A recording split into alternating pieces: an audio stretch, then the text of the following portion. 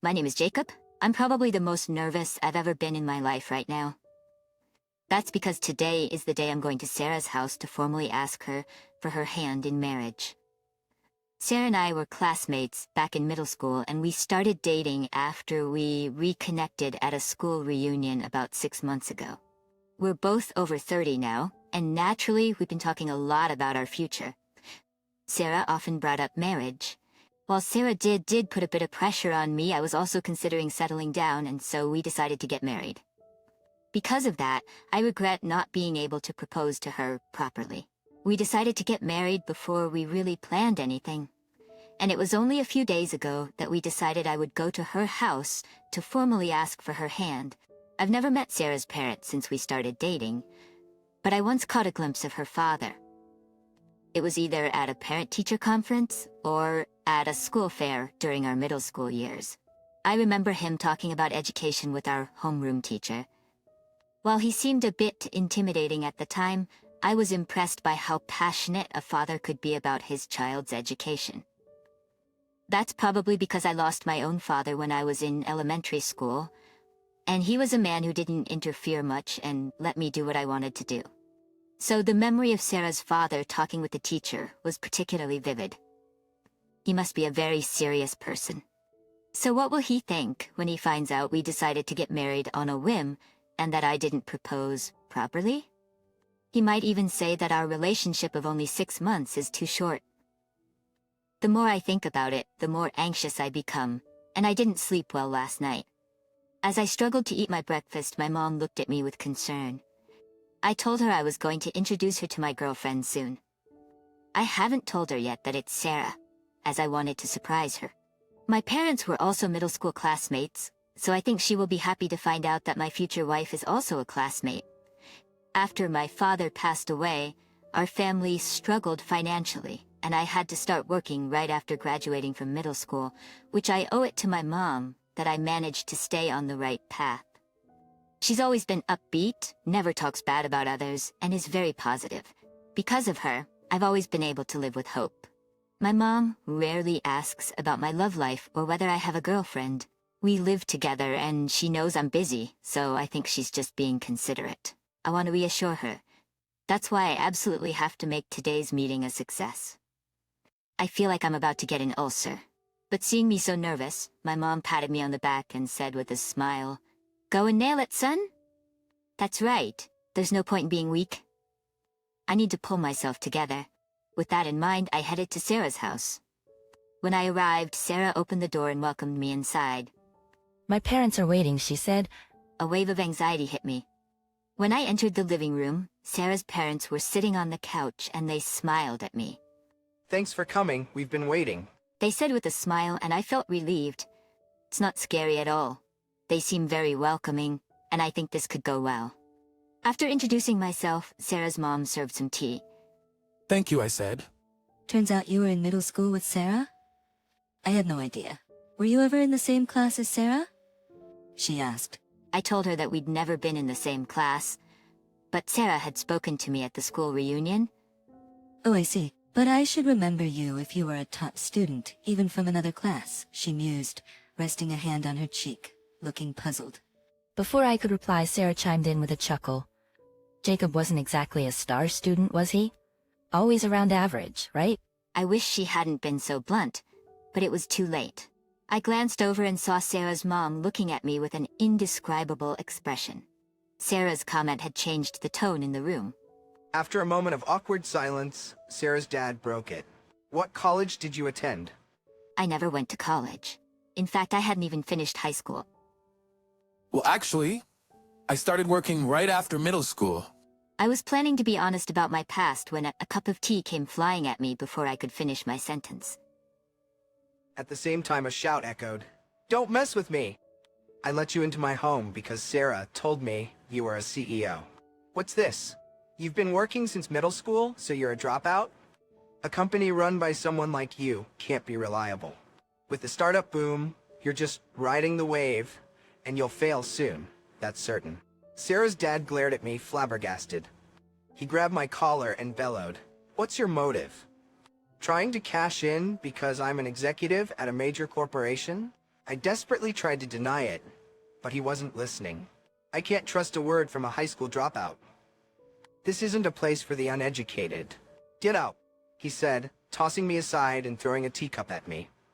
After that, I couldn't even explain the misunderstanding, let alone calm him down.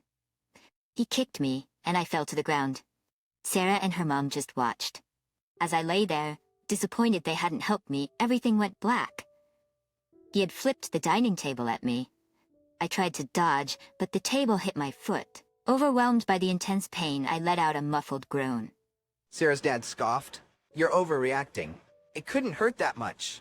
Sarah's mom added, "You're quite fragile for a man." Even Sarah chimed in, "This is so pathetic." I knew I had to leave.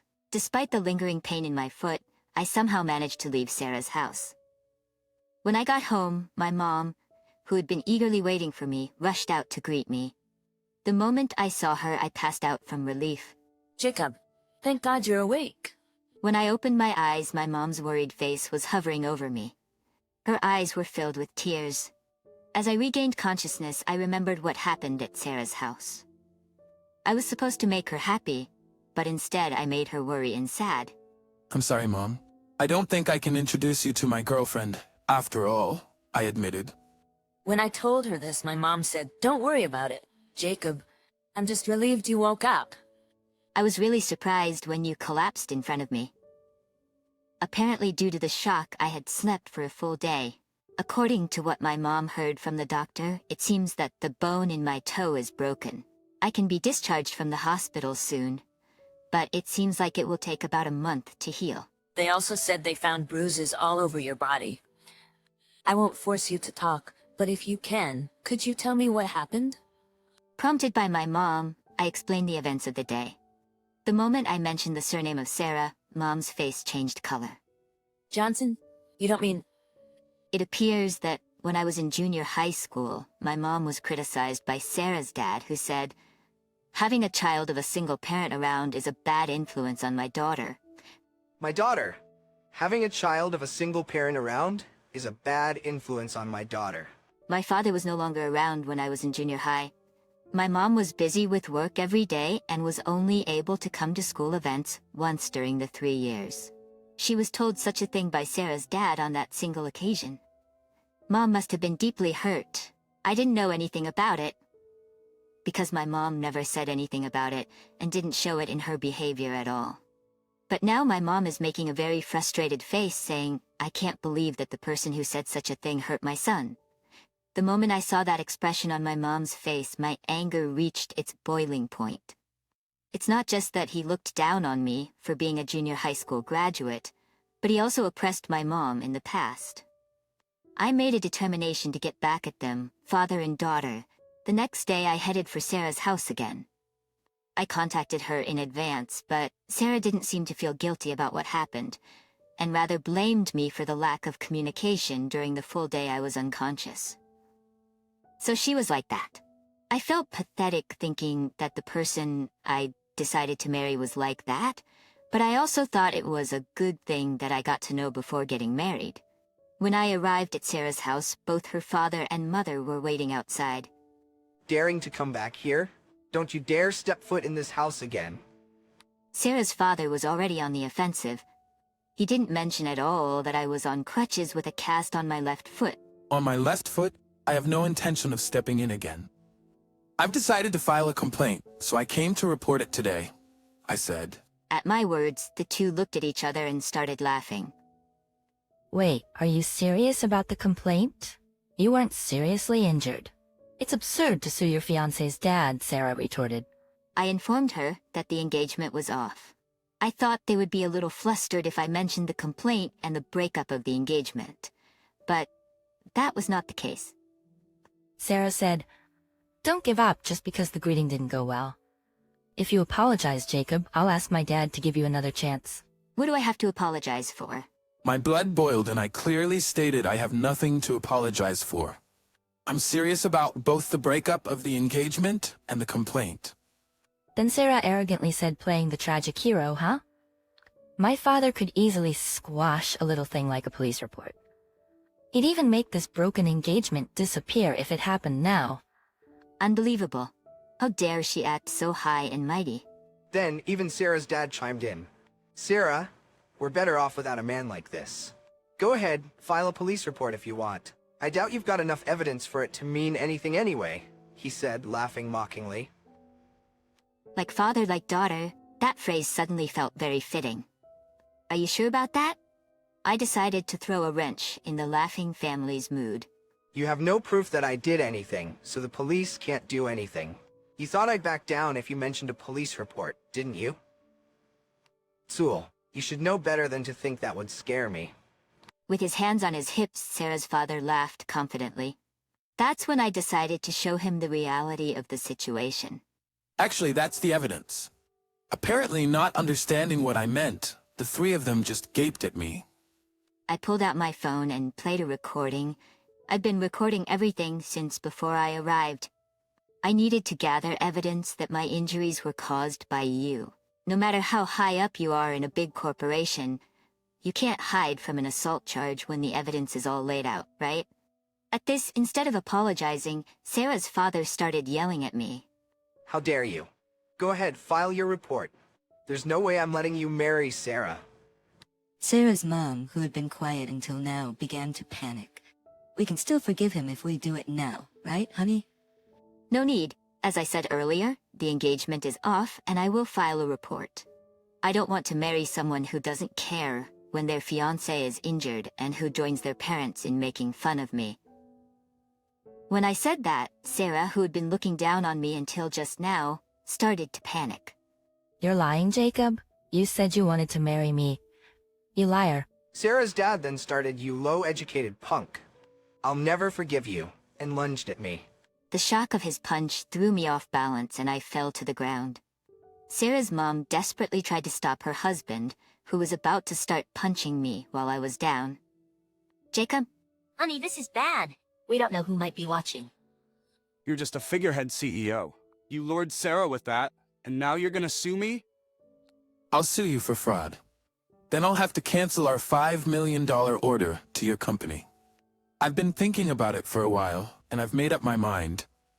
I was going to corner this man as much as possible. What are you talking about? 5 million? There's no way you could make a deal like that. Sarah's father got off me, calling me an idiot. It was time to show him reality. I called my mother. What are you going to achieve by calling your mother?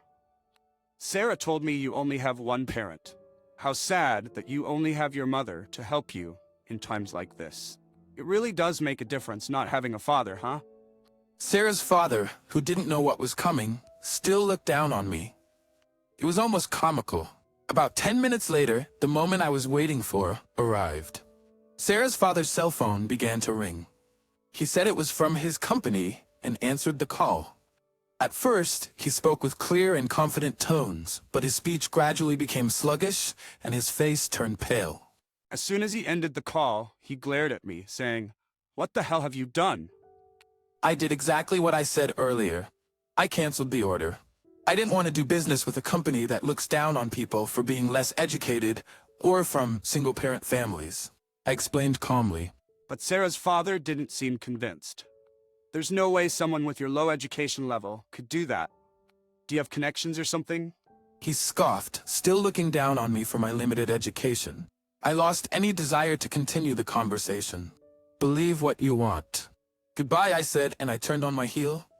Sarah's father tried to chase after me, shouting, "Wait a minute," but he was cornered by Sarah and her mother asking, "What's this about $5 million? What was that phone call about?" He couldn't move. I did indeed only finish middle school, and it could be said that I just caught the startup wave. But I started a business with the money I saved with my mother, and it was successful enough to trade with major companies now. I called my mother, who is the vice president of my company, and had her contact Sarah's father's company. I didn't want to bring personal matters into work, but I had reached my limit. But when I got home and saw my mother's usual cheerful face, I felt guilty. Bringing my personal matters into it, I was finished as a CEO. I also felt sorry for having made my mother take on such an unpleasant role. Sorry, Mom, for making you make that unpleasant call, and for making us have to find another supplier. I apologized. In contrast to my apology, my mother was smiling. When I asked her why, she said, I came up with a good idea and decided on my own without consulting you, the CEO. When my mother called the president of the other company, she reported what Sarah's father told me. When my mother called the president of the other company, she reported what Sarah's father had done to me. And it seems she suggested that if Sarah's father was fired, the cancellation of the order could be revoked. Before I got home, the president of the other company called to say that Sarah's father had been fired. My mother, true to her word, seems to have continued the order. I didn't mind making the call, and we didn't have to look for another supplier. We just got rid of a nasty guy who only looked at status and insulted others. With that, my mother encouraged me as if there was nothing to worry about. After that, I received several calls and emails from Sarah pressuring me to marry her, so I blocked her number. According to a story I heard from a middle school classmate after this incident was over, Sarah knew I was the CEO and approached me at the reunion. She probably wanted to be the CEO's wife and started dating and talking about marriage with me. Sarah's father was arrested because I filed a complaint. Sarah's mother, who had been bragging about her husband working for a major company, couldn't bear the eyes of the neighborhood knowing that he had been arrested and seemed to have disappeared somewhere, leaving Sarah behind. It was a fitting ending for a mother and daughter who were only concerned about how they were seen by others. I continued my contract with the company where Sarah's father had been, and we have a good relationship now. There are also talks about new projects, and it seems that busy but fulfilling days will continue for a while.